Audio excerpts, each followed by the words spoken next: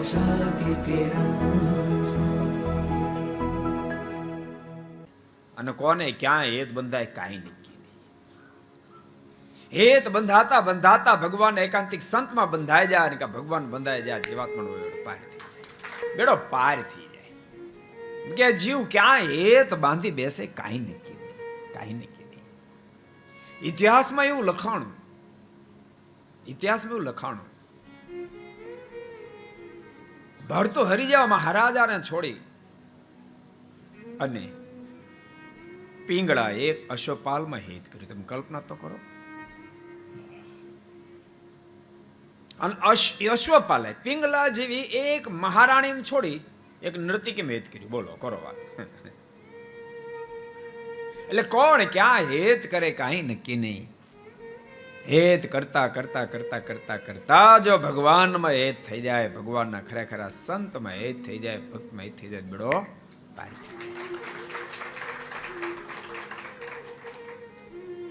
આપણે અબજો યુગોથી અબજો જન્મ ધારણ કરી દરેક ફેરી કોઈને કોઈ જગ્યાએ હેત તો કર્યું જ હશે, પણ આ બે સ્થાનમાં આજ સુધી હેત નહીં કર્યું હોય, જેને કારણે આ જન્મ મરણ ચાલુ ને ચાલુ રહે છે. અને આ ફેરી પણ હેત કરવું એ કાંઈ તમે નાની વાત નહીં સમજતા. ભગવાન કે ભગવાનના ખરા સંતમાં હેત કરવું નાની વાત નહીં સમજતા.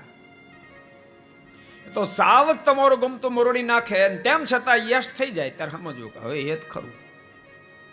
એ તો જાળવવા પડે, અમારે જાળવવા પડે, હાથ ફેરવીને વાત કરવી પડે. ત્યાં સુધી હેતમાં ફેર છે.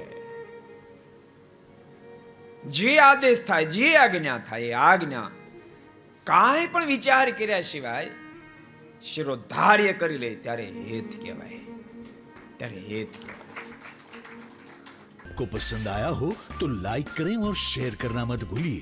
सब्सक्राइब करें सरदार कथा चैनल को और बेल आइकॉन पर क्लिक करना मत भूलिए लेटेस्ट वीडियो सबसे पहले पाने के लिए.